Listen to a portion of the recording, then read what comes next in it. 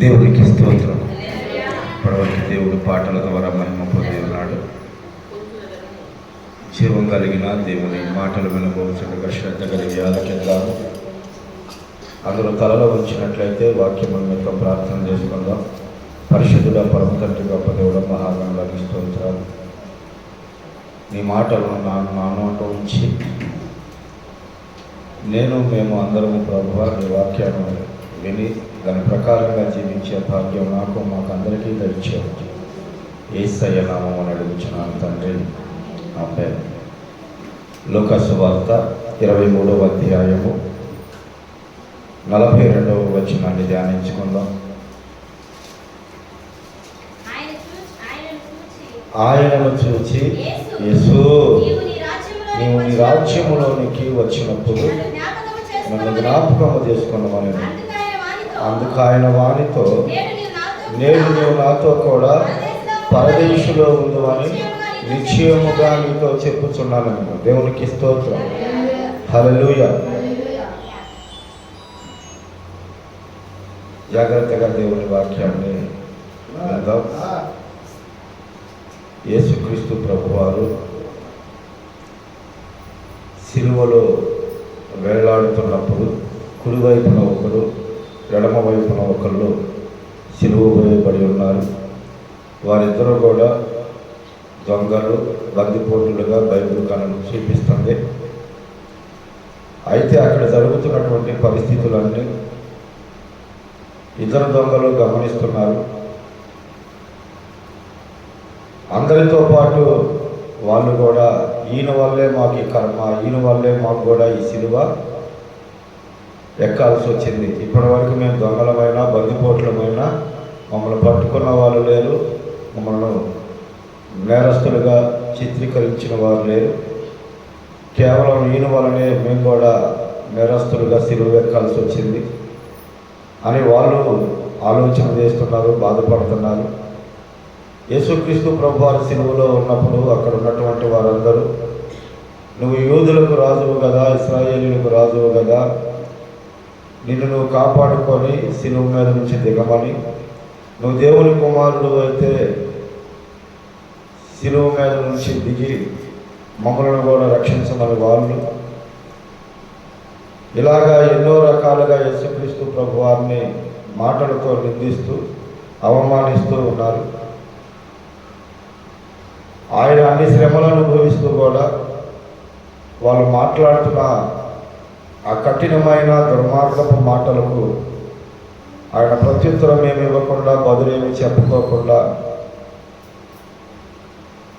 ఆయనకున్నటువంటి ఆ బాధను అనుభవిస్తూ అలాగే చూస్తున్న సమయంలో ఆ దొంగలలో ఒకడికి పశ్చాత్తాపం వచ్చింది. ఖచ్చితంగా అయినా దేవుని కుమారుడై ఉంటాడు, ఖచ్చితంగా అయినా దేవుడే ఉంటాడు, లేకపోతే ఇంత దుర్మార్గంగా మాట్లాడుతున్నటువంటి మాటలు, ఇంత చిత్రవద అనుభవించిన ఈ దెబ్బలను ఎలాగ భరించగలిగాడు? అన్ని బాధలలో కూడా తండ్రి వీరేమి చేయించున్నారు, వీరు ఎరుగురు కనుక వీరిని క్షమించు అని ఎలా పలకగలిగాడు, ఎలా మాట్లాడగలిగాడు అని ఆ దొంగలో పరివర్తన, పశ్చాత్తాపం వచ్చింది, ఆలోచన చేశాడు. అప్పుడు మాట్లాడుతున్నటువంటి మాట ఇది, యేసు నీవు నీ రాజ్యంలోనికి వెళ్ళినప్పుడు నన్ను జ్ఞాపకం చేసుకోయా అని. అప్పుడు ప్రభువు ఏమంటున్నాడంటే, నేడు నీవు నాతో కూడా పరదేశంలో ఉండు అంటున్నాడు. దేవునికి స్తోత్రం. హల్లెలూయా. జాగ్రత్తగా దేవుని వాక్యాన్ని విన్నాం. నిన్న టీ పెట్టుకున్నామని గ్యాస్ మీద గిన్నె పెట్టుకుంది. గ్యాస్ వెలిగించాను, టీ కూడా గ్లాసులో పోసేసుకున్నా. ఆ పట్టుకునేది ఆ ఎనపది పక్కన ఉంది, గవాగా దాన్ని కింద పెడదామని చెప్పి గిన్నె పట్టుకున్నా. సర్వమని కాదు, నాకు అప్పుడు మనసుకు అనిపించింది, ఇంకా చిన్న వేడిని తట్టుకోలేకపోయాము. యుగ యుగాలు తరతరాలు ఆరని అగ్నిలో కట్టిక చీకట్లో ఎలాగా ఒక మానవుడు భరించగలుగుతాడు, ఎలాగా ఆ శిక్షను అనుభవించగలుగుతాడు? ఇంత ఘోరమైన ఇంత కఠినమైన శిక్ష ఎలా దేవుడు మనుషులకు ఇవ్వటానికి ఇష్టపడ్డాడు అని ఆలోచన చేస్తే ప్రభు ఇచ్చిన తలంపు ఏంటంటే శిక్ష అంత కఠినమైనదే కానీ రక్షణ చాలా సులువైనది అని గుర్తు చేసేది. ఏంటది? రక్షణ చాలా సులువైనది. ఇప్పుడు వాడి జీవితకాలం మొత్తం ఎన్ని దొంగతనాలు చేశాడో, ఎంతమందిని కొట్టాడో, ఎంతమందిని చంపాడో, ఎన్ని పాపాలు చేశాడో ఒక్క మాటతో పరదేశికి వెళ్ళిపోయాడు. దేవునికి స్తోత్రం. శిక్ష కఠినమైనదే కానీ దాన్ని తప్పించబడడానికి కూడా చాలా సులువైన మార్గాన్ని దేవుడు ఏర్పాటు చేశాడు.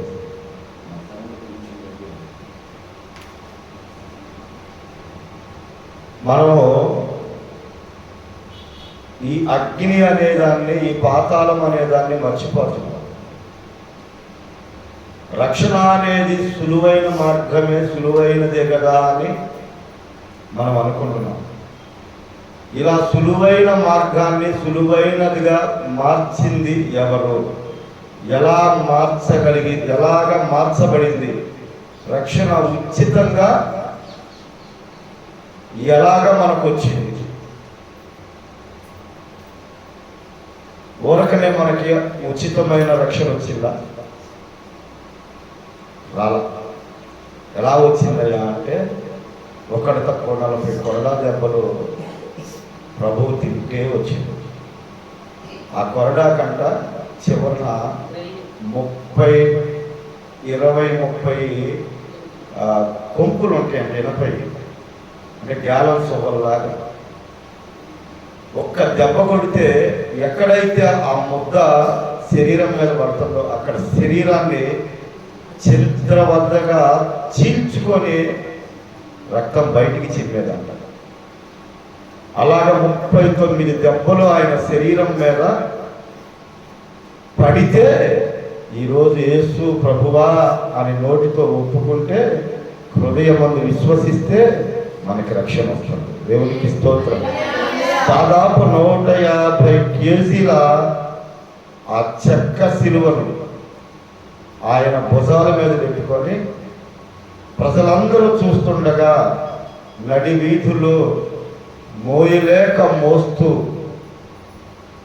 ఆయన అనుభవించిన ఆ చిత్రవద, ఆ బాధ ఇంత తేలిగ్గా మనకు రక్షణ వచ్చేసి. అర్థం చేసుకోండి. ఈరోజు యేసుక్రీస్తు ప్రభు నీతో నాతో మాట్లాడుతున్నటువంటి మాట ఏంటంటే, ఎప్పుడైనా ఆ అగ్నిగుండం నుంచి నువ్వు తప్పించబడడానికి యేసుక్రీస్తు ప్రభు వారు చేసిన త్యాగం నీకు గుర్తొచ్చిందా? గుర్తుందా? గుర్తుంటే ఎలా ఉంటుందో తెలుసా? మన ప్రార్థన, మన నడిపింపు. 51వ కీర్తన 1వ అధ్యాయము 51వ కీర్తన. దేవా, నీ కృప చొప్పున నన్ను కరుణింపు, నీ వాత్సల్య బాహుల్యము చొప్పున నా అతిక్రమములను తుడిచివేయము, నా దోషము పోవునట్లు నన్ను బాగుగా కడుగుము, నా పాపము పోవునట్లు నన్ను పవిత్రపరచుము. నా అతిక్రమములు నాకు తెలిసే ఉన్నవి, నా పాపమెల్లప్పుడు నా ఎదుటనున్నది. నీకు కేవలము నీకే విరోధముగా నేను పాపము చేసి ఉన్నాను, నీ దృష్టి ఎదుట నేను చెడుతనము చేసి ఉన్నాను. కావున ఆజ్ఞ ఇచ్చినప్పుడు నీవు నీతిమంతుడుగా అగపడుదువు, తీర్పు తీర్చున్నప్పుడు నిర్మలుడుగా అగపడుదువు. నేను పాపములో పుట్టినవాడును, పాపములోనే నా తల్లి నన్ను గర్భము ధరించెను. నీవు అంతరంగములో సత్యం కోరుచున్నావు, అంతర్యమును నాకు జ్ఞానము తెలియజేయుదువు. నేను పవిత్రుడగునట్లు శోభతో నా పాపము పరిహరింపము. హిమము కంటేను నేను తెల్లగా నుండునట్లు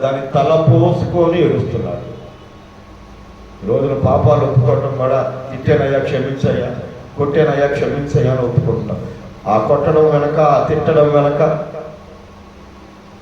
యేసయ్య ఆఖరి చివరి రక్త బొట్టు వరకు కార్చేశాడన్న సంగతి నీకు నాకు గుర్తుంటే, ఆ కొట్టింది, ఆ తిట్టింది నీకు అంత తేలిగ్గా కనబడదు. దేవుని బిడ్డలారా, దావీదు తన పరుపు తేలిపోయే అంత, పడక కొట్టుకుపోయే అంత వేదన, దుఃఖము ఆయన అనుభవిస్తూ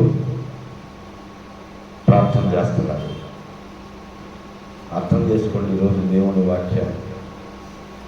యేసుక్రీస్తు ప్రభువారు నిన్ను నన్ను పరిశీలిస్తున్నాడు, పరీక్షిస్తున్నాడు, చూస్తున్నాడు. నరుని మార్గము యెహోవా ఎరుగున వారి నడతలని ఆయన బాగుగా కనిపెట్టు. నిర్దోష మార్గములు యందు నడుచువారు నా పరిచారికులు అడుగుతారు. దేశంలో నమ్మకస్తులైన వారిని నేను కనిపెడతానంటున్నాడు.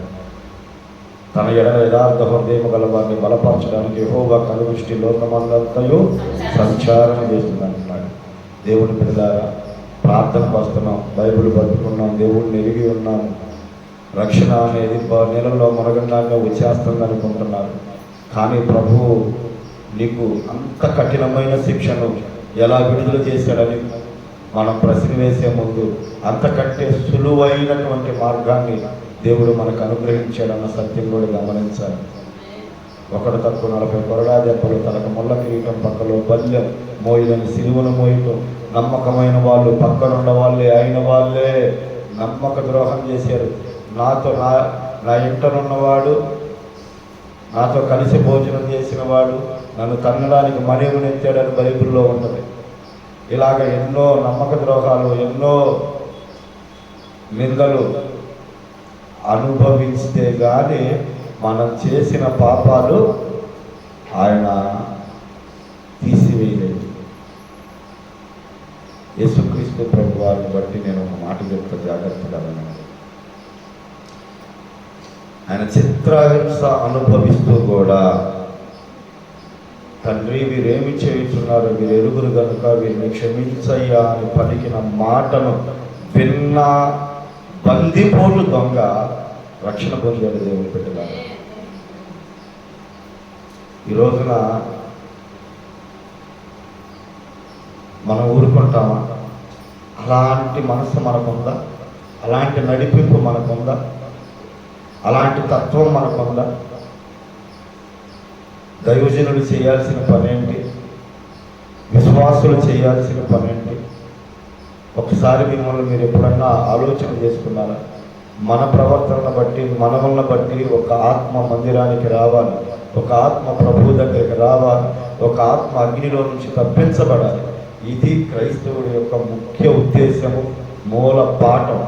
సంపాదించుకోవటం, పోగొట్టుకోవటం కాదు. దేవుని బిడ్డలారా, నీ ఆత్మీయ జీవితంలో నువ్వు పడిపోయి ఎగవటం, అలాగే ఎవరైనా పడిపోయిన వాళ్ళు ఉంటే వాళ్ళ కొరకు నీ ప్రయాస, వాళ్ళ కొరకు నీ కన్నీరు విడవాలి. యేసుక్రీస్తు ప్రభు వారి దేవుడై ఉండి లాజరు చనిపోయిన నాడు కన్నీళ్లు విడిచాడంట. దేవునికి స్తోత్రం. ఎంతటి పశ్చాత్తాపం ఉండాలంటే, నువ్వు చేసిన పనులను బట్టి, మాట్లాడిన మాటలను బట్టి, దేవునికి వ్యతిరేకంగా ప్రవర్తించిన తీరును బట్టి అచ్చజటామాంసి 3.5 ఎత్తు తీసుకొని వచ్చి ఆయన తల మీద పోసి ఆమె తల వెంట్రుకలతో ఆయన పాదాలు తుడిచిందంట. ఏం తుడిచింది పాదాలు? దేనితో, ఎందువలన తుడిచింది, దేనికోసం తుడిచిందంటే ఆమె కన్నీటితో ఆయన పాదాలను తడిపింది. ఆ తడిపిన పాదాలను, ఆ తడిపిన కన్నీటిని ఆమె ఏం చేసింది? తల వెంట్రుకలతో తుడిచిందంట. ఇప్పుడు మనం ఆలోచన చేద్దాం. స్త్రీకి తల వెంట్రుకలే గౌరవం, తల వెంట్రుకలే విలువైన స్త్రీకి. ఆమె గౌరవాన్ని తీసుకెళ్ళి యేసయ్య పాదాల దగ్గర పెట్టేసి, ఆమె చేసిన పాపాలను బట్టి ఆమె కార్చిన కన్నీరు ఎంత అంటే యేసయ్య పాదాలు తడిచే అంత. దేవునికి స్తోత్రం. హల్లెలూయా. అర్థం చేసుకోండి. ఈరోజు యేసుక్రీస్తు ప్రభువారు నిన్ను దీవించవచ్చు, నిన్ను ఆశీర్వదించవచ్చు, నిన్ను కాపాడవచ్చు, నిన్ను స్వస్థపరచవచ్చు, నీ అప్పులు తీసేయచ్చు. కానీ ఆయన వీటన్నిటికంటే నీలో కోరుకునేది ఏంటంటే నీ హృదయాన్ని కోరుకుంటాడు, నీ మనస్సు ఆయన కోరుకుంటాడు. నీ మనస్సు ఆయన కోరుకున్నాడంటే ఆ మనస్సు ఎలా ఉండాలంటే చేసిన పాపాన్ని బట్టి పశ్చాత్తాపంతో రగిలిపోయే మనస్సు అయి ఉండాలి. అర్థమైతే దేవునికి స్తోత్రం. కొంతమంది వ్యక్తులు, ఇది నిజం కాదు, వరకు మీకు అర్థం అవ్వాలని చెప్తున్నాను. ఒక పాస్టర్ గారు చనిపోయి పరలోకం వెళ్ళారు. అక్కడ తలుపు దగ్గర కొంతమంది దేవదూతలు ఉన్నారు. వాళ్ళు అడిగారంట, నువ్వు పరలోకం లోపలికి వెళ్ళడానికి నీకు ఏ అర్హత ఉందయ్యా అని అడిగారు. నేను పాస్టర్ గారిని, నేను ఎంతోమందిని రక్షణలోకి నడిపించాను, నేను ఒక సేవకుడిని దెయ్యాలు వదిలించానని చెప్పాను. అప్పుడు ప్రభువా ప్రభువా అని పిలిచి ప్రతివాడు పరలోక రాజ్యంలో విచారుడు. నువ్వు పాస్టర్ అయినంత మాత్రాన, దెయ్యాలు వదిలించినంత మాత్రాన, స్వస్థతలు జరిగించినంత మాత్రాన, ఆత్మలను రక్షించినంత మాత్రాన నీకు పరలోకం లేదు, పక్కకెళ్ళమని చెప్పింది. తర్వాత ఇంకొక వ్యక్తి వచ్చిందంట. ఆమె ఇదే మాట ఆమెను కూడా అడిగారంట దేవదూత, నీకు ఏ అర్హత ఉంది పరలోకంలోకి లోపలికి వెళ్ళడానికి అని. అప్పుడు ఆమె చెప్పుకొచ్చిందంట, మందిరంలో పెత్తనం అంతా నాదే, పాటలన్నీ నాయే,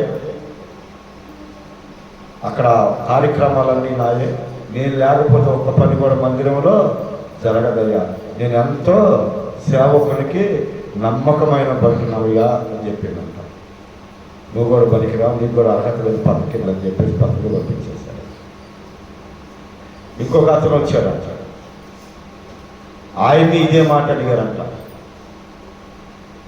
ఆయన్ని ఇదే మాట అడిగితే ఆయన కూడా ఇదే మాట చెప్పాడంట, నేను ఖచ్చితంగా దశంభాగాలు ఇస్తాను, ఏదో 4-5 వారాలు తప్పితే సంవత్సరంలో నేను అసలు మందిరానికి ఆబ్సెంటే కాదు, నేను అంత నమ్మకంగా ఉంటానయ్యా అని చెప్పేసి ఆయన చెప్పాడంట. నీకు అర్హత లేదు, పక్కకెళ్ళమని చెప్పాడంట. దేవుని బిడ్డలాగా ఒక చిన్న పిల్ల తెల్లని వస్త్రాలు వేసుకొని వస్తుంటే ఆ చిన్నపిల్లని ఆపాడంట, నీకు ఏ అర్హత ఉందని లోపలికి వెళ్తామంట. అప్పుడు ఆ బిడ్డ చెప్పిందంట, పాపం నాకు తెలియదు, ఒకవేళ పాపం నేను చేసి ఉంటే నా కొరకు నా యేసయ్య ప్రాణం పెట్టాడు, రక్తం కార్చాడు, నాకు యేసయ్య రక్తమే అర్హత అని చెప్పిందంట. దేవునికి స్తోత్రం. తలుపులు అప్పుడు తెరవబడ్డాయంట. దేవునికి స్తోత్రం. ఈ లోకంలో, మందిరములో, సంఘములో నువ్వు ఏ పని చేసావు, ఎంత కష్టపడ్డావు, ఎంత దేవునికి ఇచ్చావు అన్నది కాదమ్మా కావాల్సింది. నువ్వు పరలోకం వెళ్ళాలి అంటే నీ మనస్సు పరిశుద్ధంగా ఉండాలి, నువ్వు నీతిమంతుడిగా నీతిమంతురాలుగా మారాలి, చేసిన పాపాన్ని బట్టి పశ్చాత్తాపడాలి, యేసుక్రీస్తు ప్రభువని నీ నోటితో ఒప్పుకోవాలి, అది బహిరంగంగా అంగీకరించి బాప్తీసం తీసుకోవాలి. తీసుకున్న బాప్తీసం అప్పుడు చేసిన ప్రమాణానికి మన మరణ పర్యాంతం, ఆయన వచ్చు పర్యాంతం నమ్మకంగా నిలబడాలి. దేవునికి స్తోత్రం. హల్లెలూయా, హల్లెలూయా. ఒక దైవజనుడు, ఒక తోటమాలి, ఒక యజమాని మాట్లాడుతున్నటువంటి మాటలు, సంభాషణ నేను గుర్తు చేస్తాను, చూడండి ఆ మాట.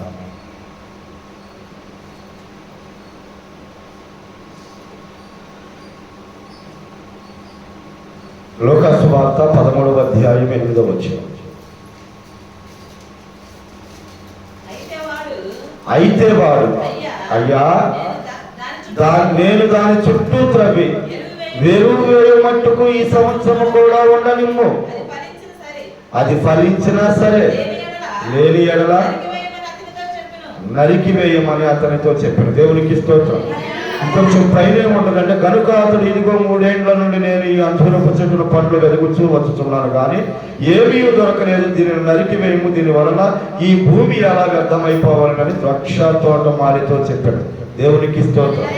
హల్లెలూయా. జాగ్రత్తగా వినండి. ద్రాక్ష తోట సంఘమే, ఆ తోట మారే సేవకుడే, యజమాని యేసుక్రీస్తు ప్రభువారు.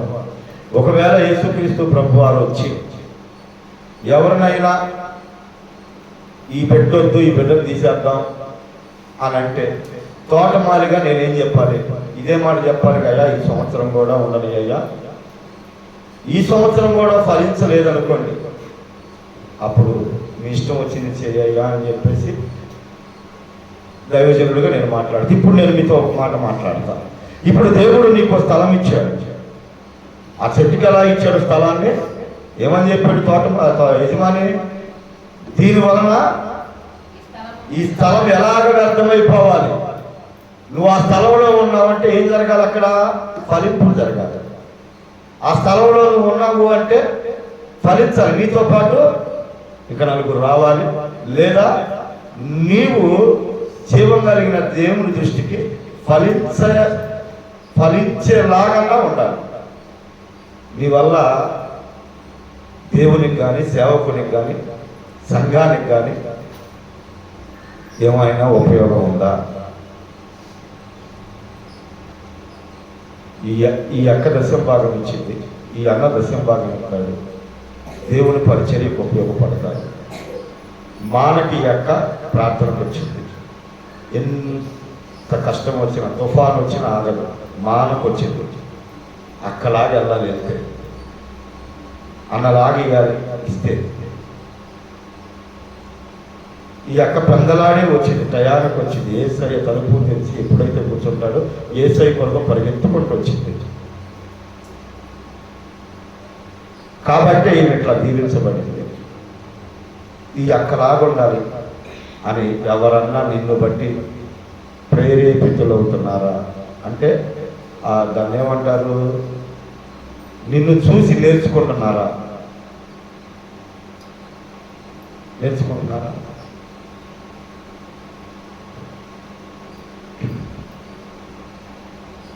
భార్యాభర్తలు కొట్టుకుంటుంటే తగలరాని చోట తగిలి భార్య అక్కడికక్కడే ఒప్పుకుని చచ్చిపోయింది.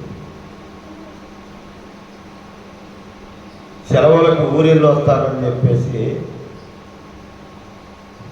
కాలేజీలో చెప్పే బయలుదేరిన పిల్లోడు మధ్యలోనే దాటిపోతే కాలేజీ వాళ్ళందరూ గొల్లు ఏడ్చారు. మనం చూస్తానే ఉన్నాం, రాత్రి పలకరించిన వ్యక్తి పోవట్లేదు.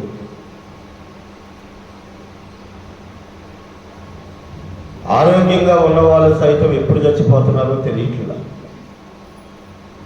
ఇంకన్ని సంవత్సరాలు ఉపయోగం లేకుండా నువ్వు బతుకుతా? దేవుడు నీకు ఎందుకు ఇవ్వాలి ఆయుష్? నీకు ఎందుకు ఇవ్వాలి ఆరోగ్యం? నీకు ఎందుకు ఇవ్వాలి దేవుడు ఐశ్వర్యం? నీకు ఎందుకు ఇవ్వాలి దేవుడి కుటుంబం? నువ్వు నిన్నెందుకు ఉంచాలి దేవుడు సంఘంలో, ఆ స్థలంలో? ఉపమానంగా చెప్పిన మాట జరిగిస్తాడు దేవుడు. నీ వల్ల ఎవరికి ఉపయోగం? ఈ రాత్రి నేను ఒక మాట చెప్తాను, నిన్ను నన్ను దేవుడు ఈ రాత్రే రాకడ వచ్చింది, లేకపోతే ఈ రాత్రే మనం చచ్చిపోతాం. నువ్వు దేని గురించి ప్రార్థన చేస్తా? నా బిడ్డలకు ఇంకా ఎదుగుదల లేదయ్యా, నా బిడ్డలకు లోకం తెలియదయ్యా, నా బిడ్డలకు తోడుండయ్యా, నా బిడ్డలను దీవించయ్యా, నా బిడ్డలను పోషించయ్యా అని ప్రార్థన చేస్తామా? లేకపోతే నా బిడ్డలకు ఉద్యోగం, వివాహాలు జరిగించని ప్రార్థన చేస్తామా? నువ్వు ఏం చేస్తావు? ఈ రాత్రి చచ్చిపోతే నువ్వు ఎలా సిద్ధపడతావు? నేను ఎలా సిద్ధపడాలి? ఎందుకు సిద్ధపడాలయ్యా అంటే, ఈ లోకంలో నరహత్య చేసిన వాళ్ళకి కూడా 14 సంవత్సరాలు జైలు శిక్ష. అది కూడా చక్కగా గదిలో పెట్టి ఫ్యాన్లు వేసి హాయిగా పెడుతున్నారు. 3 పూట్ల వారంలో 2 పూట్ల గుడ్లు, 1 పూట మాంసం చక్కగా పెడుతున్నారు. కానీ ఒకవేళ నువ్వు చచ్చిపోతే, యేసు దేవుని కుమారుడని ఒప్పుకోకపోతే, నీవు చేసిన పాపాన్ని బట్టి పశ్చాత్తాపడకపోతే, కన్నీరు విడవకపోతే, యుగాలు తరతరాలు కట్టికి చీకట్లో ఆరని అగ్నిలో కాలిపోవాలమ్మా. అలాంటి అగ్నిలో కాలిపోయేటువంటి బ్రతుకులు మనవి. అలాంటి బ్రతుకులను బంగారపు వీధుల్లో నడిపించడానికి, ఆయన కూర్చున్న సింహాసనం మీద కూర్చోబెట్టడానికి, ఆయన చేతులతో బహుమానాలు, కిరీటాలు ఇవ్వడానికి దేవుడు ఆశపడి ఆయన సిలువలో చిత్రవదైపోతే, ఈ రోజున మనం మాత్రం ఎంత స్టైల్గా వస్తున్నామో, ఎంత తొందరగా వస్తున్నామో మనమే ఆలోచన తీసుకోవాలి. నేను నిన్నే చెప్పాను, జీవం కలిగిన దేవుడు చేసిన త్యాగం నీకు ఎటు గుర్తులేదు. నువ్వు చేస్తున్నటువంటి పనులు నీకు పాపం అనిపించట్లా, బాధ అనిపించట్లా. కనీసం దైవజనుడు రోజు మొత్తుకుంటున్నది కూడా మీకు గుర్తు రావట్లేదా? తిండిబోతులు, నిద్రపోతులు, సోమరపోతులు ఎక్కడుంటారు? జాగ్రత్త, ఎంత నిర్లక్ష్యం ఉండకూడదు. వాడు ఏం అనలేడులే, నేను మిమ్మల్ని ఏమంటాను, నేను ఎవ్వరిని ఏమన్నాను. కానీ ఇవన్నీ ప్రభువు దృష్టికి వెళ్తాయి. అమ్మా, ఈ స్థలం ఎందుకు వ్యర్థం అవ్వాలి? నా తోటలో వీళ్ళు ఎందుకు పనికిరాని మొక్కల్లాగా ఫలింపులేనుగా ఉంటున్నారు? ఎన్నాళ్ళు నేను చూసేదని. ఒకవేళ యజమాని కోపం వస్తే ఏం చేస్తాము?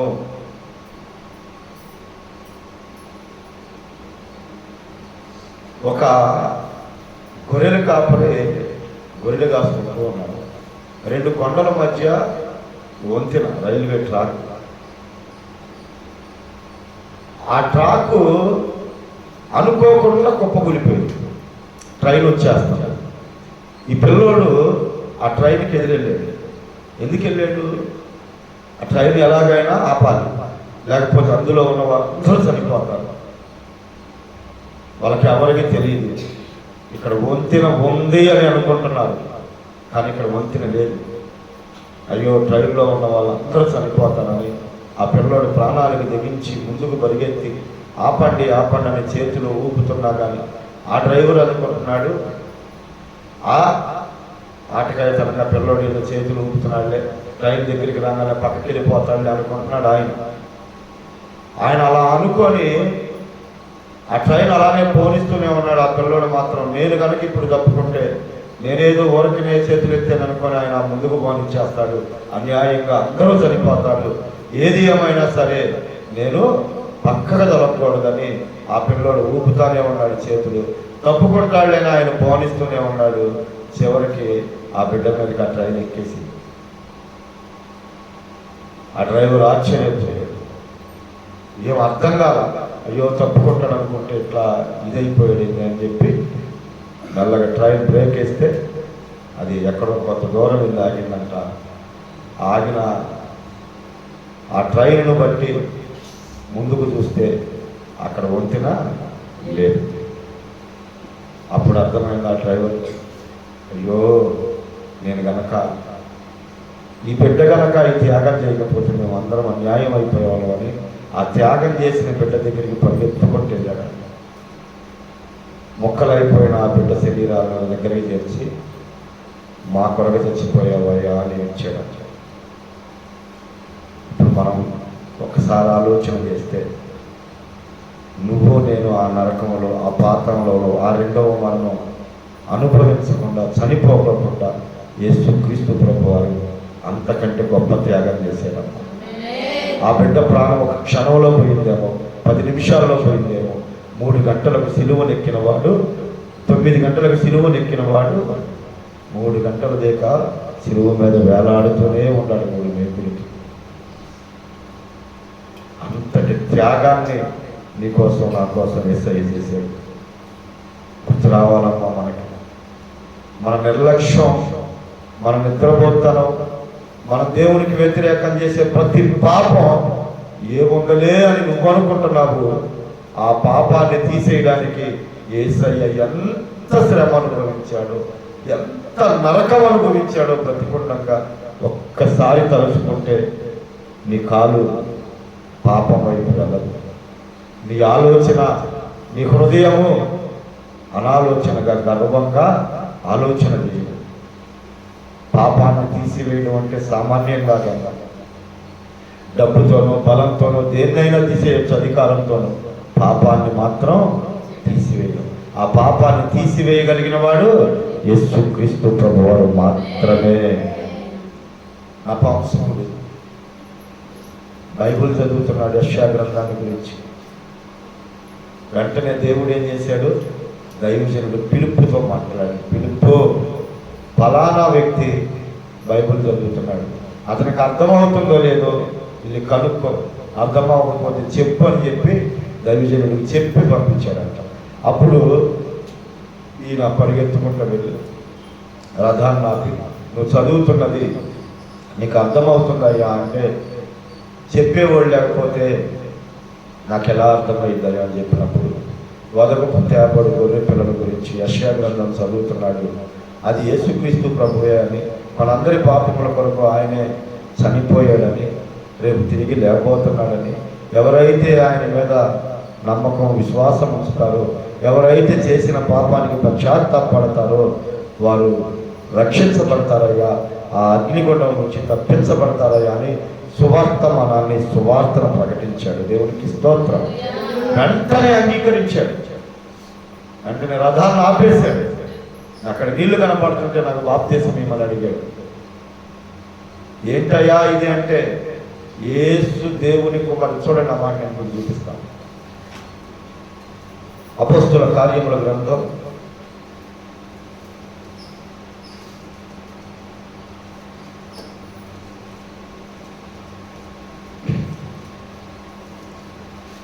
8వ అధ్యాయం 32వ వచనం. అతడు లేఖనమందు చదువుతున్న భాగమేదనగా, ఆయన గొర్రె వలె మొదకు తేబడిను, బొచ్చు కత్తిరించు అని ఎదుటి గొర్రె పిల్ల ఎలాగ మౌనముగా ఉండును అలాగే ఆయన నోరు తెరవకుండెను.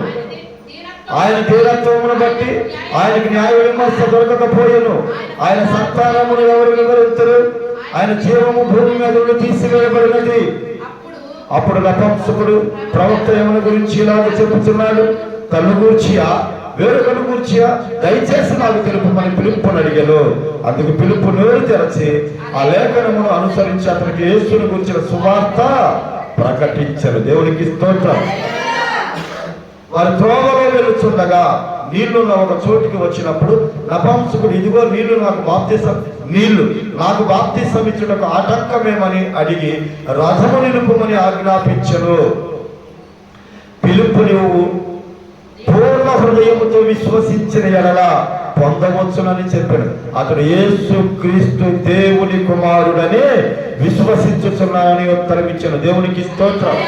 హల్లెలూయా, హల్లెలూయా. చూడండి, మన ఈ లోకములో ఎన్నో రకాల భయంకరమైనటువంటి పాపాలు చేస్తున్న మనుషులు ఉన్నారు.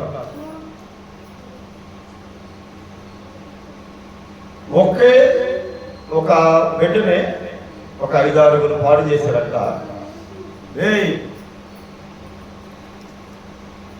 5-6 పాడు చేశారంట. ఆ పాడు చేసిన వాళ్ళలో తండ్రి కొడుకు కూడా ఉన్నారు. ఇలాగా మనకి తెలిసినప్పుడు ఇది ఎంత పాపం, ఎంత దుర్మార్గం అనుకుంటాం. దేవుని బిడ్డలు వాళ్ళు ప్రభువుని అడగిన వాళ్ళు, మనుషులు నడి రోడ్డు మీద నిలువును నరికేసేటువంటి నరహంతకులు ఉన్నారు, వ్యభిచారులు ఉన్నారు, వావి వరసలు లేకుండా చేసేవాళ్ళు. ఇలాగ ఎంతో మందిని మనము వామ్మో ఎంత దుర్మార్గం, ఎంత పాపం అనుకుంటున్నాం. కానీ యేసుక్రీస్తు ప్రభు వారిని అంగీకరించిన మనం, ఆయన నామములో బాప్తిసం తీసుకున్నాం, మనం పాపం చేయమని ప్రమాణం చేసిన మనం, ఆయన చేసిన త్యాగం అంతా తెలిసి కూడా మరలా మనం పాపం చేస్తున్నప్పుడు అది అంతకంటే పాపం అన్న సంగతి నువ్వు ఎప్పుడన్నా గుర్తొచ్చిందా? ఒక మనిషిని ద్వేషించడం అంతకంటే పాపం, ఒక మనిషిని తిట్టడం అంతకంటే పాపం, ఒక మనిషిని దేవునికి దూరం చేయడం అంతకంటే పాపం. ఇంత ఘోరమైనటువంటి పాపాలు మనం చేస్తూ మనం ఏం పాపం చేయని వాళ్ళకులాగా ప్రవర్తించేస్తాం, మాట్లాడేస్తాం. నువ్వు చేసిన పాపాన్ని బట్టి నీకు పశ్చాత్తాపమే రాదు. నోటితో ఒప్పుకున్న ప్రభు క్షమించాలని అంతే అయిపోయింది. కానీ ఆయన చేసిన త్యాగం ఎంతో, ఆ త్యాగము ఊహించడానికి కూడా మనకి మనసు చాలదు. అంతటి త్యాగం చేసేయడమ్మా మన పాపాలను తీసేయడానికి. ఈరోజు నిజంగా దేవుని వాక్యం అంటున్న వాళ్ళు ఎవరైనా ఉంటే, మనం చేసిన పాపాన్ని బట్టి మనం పశ్చాత్తాపడడం ఒక ఎత్తు అయితే, యేసుక్రీస్తు ప్రభు వారు ఆ పాపాల కొరకు, వాటిని తీసేయడం కొరకు ఆయన ఎంత నరకం అనుభవించాడో గ్రహించుకోవడం కూడా అంతకంటే గొప్ప. అసలు ఆయన చేసిన త్యాగాన్ని గ్రహించుకుంటే పాపం చేయము, ప్రభువును వదిలిపెట్టము. ఎందుకంటే వదిలిపెట్టావా ఆరని అగ్ని యుగ యుగాలు తరతరాలు నిన్ను ప్రార్థనకు రమ్మని బ్రతిమలాడాలి, ఇయాలకు రమ్మని బ్రతిమలాడాలి, ప్రభు పని చెయ్యమని బ్రతిమలాడాలి. ఇలాగ ఎన్నాళ్ళు ఒక మనిషి నిన్ను బ్రతిమలాడతాడు. నీ పాపాలకై నువ్వు రేపు ఒకవేళ దాటిపోతే నువ్వు అనుభవించే శిక్ష ఎవరన్నా అనుభవిస్తారా? నువ్వే అనుభవించాలా? మరి నువ్వు నేనే అనుభవించాల్సినప్పుడు ఎవరో మనకి చెప్పాల్సిన పని ఏంటి? ఎవరో మనల్ని పిలవాల్సిన పని ఏంటి? ఎవరో మనకి పని చెయ్యి అని పురమాయించాల్సిన పని ఏంటి? మనమే చెయ్యాలి, మనమే రావాలి, మనమే నిలబడాలి. నీ స్థలం వ్యర్థం అవ్వకూడదు. నీ వల్ల దేవునికి ఏం ఉపయోగం? సంఘానికి ఏం ఉపయోగం? ఆ స్థలం వ్యర్థమైపోకూడదు. దేవుని బిడ్డలారా, చెట్టుగా దేవుడు నిన్ను ఏర్పాటు చేశాడు. నువ్వు ఫలించాలి ఫలాలు, అనేకులకు ఉపయోగపడాలి. నువ్వు దీన్ని బట్టి ఏమి నేర్చుకుంటున్నారు సంఘం? ఏమి నేర్చుకోవాలి? వెనకమాలోళ్ళు నేను వివేకత పద్దాకులు అదే చెప్పారు. పెద్దదానివి దేవుడు దీవించాడు, ప్రార్థన అనుభవం ఉందో వాక్యం తెలుసు. నువ్వే లేటుగా వస్తే ఎట్లా కాలి కొన్ని నెలలు బతిలాడితే ఆమె గ్రహించుకొని ఇప్పుడు వస్తున్నట్టు దేవునికి ఇస్తారు. వాళ్ళ వెనకమాల తరం దీవించబడిన వాళ్ళు, ఆశీర్వాదం లేని వాళ్ళు, పేదరికంలో ఉన్నవాళ్ళు గుర్తు తెచ్చుకోవాలి. ఎందుకు? ఏమని? ఆ తల్లి అలాగా దేవుణ్ణి వెంబడించింది కాబట్టి, ఆ తల్లి అలాగా దేవుని మందిరాన్ని, సేవకుని, దైవజను దేవుణ్ణి వెంబడించింది కాబట్టి ఎంత బాధ్యత అన్న ఆలోచన వాళ్ళకు వచ్చి వాళ్ళు కూడా అలాగే నడవాలి. దేవునికి స్తోత్రం. ఈ పాఠానికి అర్థం అదే. ఈ సంవత్సరం కూడా ఉండనయ్యా, ఎన్నాళ్ళు చూసేది ఫలాలు లేవు, దానికి అగ్నిలో వేసేయమంటాడు. వద్దయ్యా, ఈ సంవత్సరం కూడా అయ్యా కాస్త ముందేస్తా, ఎరువేస్తానయ్యా, నీళ్లు పోస్తానయ్యా, ఈ సంవత్సరం అయినా ఫలాలు ఇచ్చిందేమోనయ్యా. జాగ్రత్త. ఎంతో మంది దాటిపోతున్నారు, అర్ధాంతరంగా చచ్చిపోతున్నారు. ఇట్లా చూసిన మనిషి తాలిగడితో ఒకటి చచ్చిపోతున్నాడు, పెళ్లిలో డాన్స్ చేస్తూ ఒకటి చచ్చిపోతున్నాడు. తండ్రిలో తల్లి శవాలను చూడడానికి మధ్యలో మార్గం మధ్యలో చూడటానికి వచ్చేవాళ్ళు చచ్చిపోతున్నారు. పెళ్లికి వెళ్ళి వస్తున్న వాళ్ళు చచ్చిపోతున్నారు. మరణం ఎప్పుడు ఎట్లా ఎక్కడ వస్తుందో అర్థం కావట్లేదు. ఒకవేళ మనం దాటిపోతే పరిస్థితి ఏంటి? మనం దాటిపోవడానికి కారణం మనలో ఫలాలు లేవు. నీకు నువ్వే ఉపయోగపడతలా, నీ కుటుంబానికి నువ్వే ఉపయోగపడతలా, నీ సంఘానికి ఉపయోగపడతలా, ఎవరికి ఉపయోగపడతలా. నీ కొరకు సమయము, డబ్బు, స్థలము అన్నీ వ్యర్థమైపోతాయి. మానవులుగా మనుషులు ఊరుకున్నా ఒక సమయం వచ్చినప్పుడు దేవుడు లెక్క వేస్తాడమ్మా, లెక్క చూస్తాడు. జాగ్రత్త. నిన్ను బట్టి దేవుడు ఏం ఆలోచన చేస్తాడు. అందరిలాగే నువ్వు ఉంటే కుదరదు.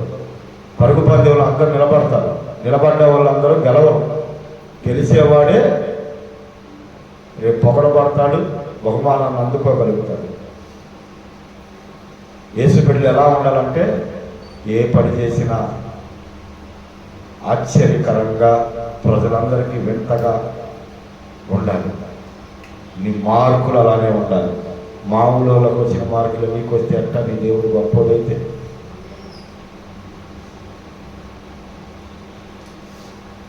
మామూలు ఉన్నట్లుగానే నువ్వు కూడా ఉంటే ఎట్టమ్మా, నీలో ప్రత్యేకత ఉండాలిగా. యేసు బిడ్డ అంటే ప్రత్యేకత ఉండాలి అంతే. అది నీ ఇంట్లో అన్న కనపడాలి, నీలో అన్న కనపడాలి.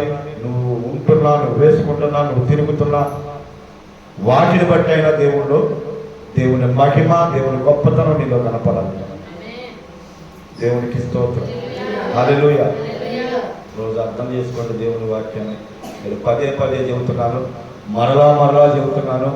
ఎప్పుడో ఒకసారి లేటుగా వచ్చినా, ఎప్పుడో ఒకసారి ఆదమరిచి వచ్చినా అది నేను బాధపడను. దేవుడు కూడా అర్థం చేసుకునే పరిస్థితి ఉండిద్దేమో, కానీ ప్రతిరోజు అదే పనిగా వస్తే మాత్రం తప్పు అంటారు. రామాకండి అవసరమైతే 40 రోజుల ప్రార్థన మానేయాలి.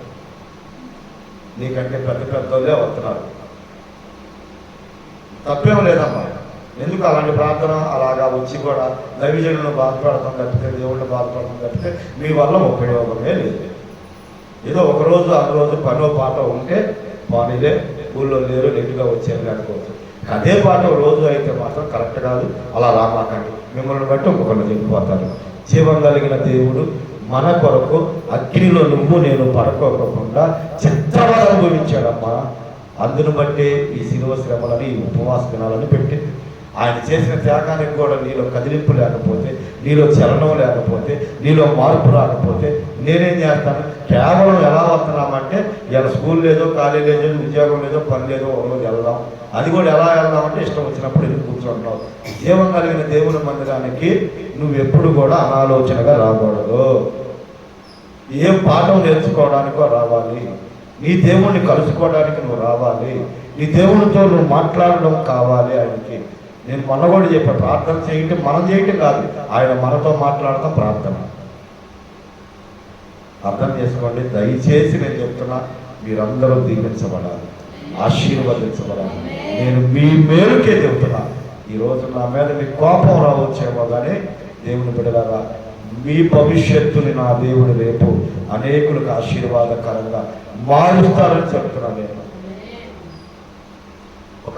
నేను గమనిస్తున్నా. ఇప్పుడు యేసుక్రీస్తు ప్రభు వారు గమనించేది, దేవునికి స్తోత్రం, అందరినీ గమనిస్తాడు. అలాగే దైవజనులు కూడా గమనిస్తాడు. ఎవరు ఎలాంటి పరిస్థితుల్లో 40 రోజులు ప్రార్థనని కొనసాగిస్తున్నారు, ఏ ఉద్దేశాలతో వస్తున్నారు, దేవుని దగ్గర దేని కొరకు పోరాడుతున్నారు అన్నది దైవజనుడు కూడా పరిశీలిస్తాడు. దైవజనుడే రేపు దేవునికి నీ గురించి లెక్కప్ప చెప్పాలి. కాబట్టి జాగ్రత్త. దేవుడి ఈ మాటలను దీవించునుగా. ఆమేన్. పరిశుద్ధుల పరమ తండ్రి, గొప్ప దేవుడు, మహాగణులకు స్తోత్రం. చెప్పబడిన మాటలు నీ మాటలు విలువైన వెలకట్టలేని నీ మాటలు మేమందరం మా మాటల ప్రకారంగా జీవించే భాగ్యం ఇచ్చాము. యేసు నామములో అడుగుచున్నాను తండ్రి. ఆమేన్.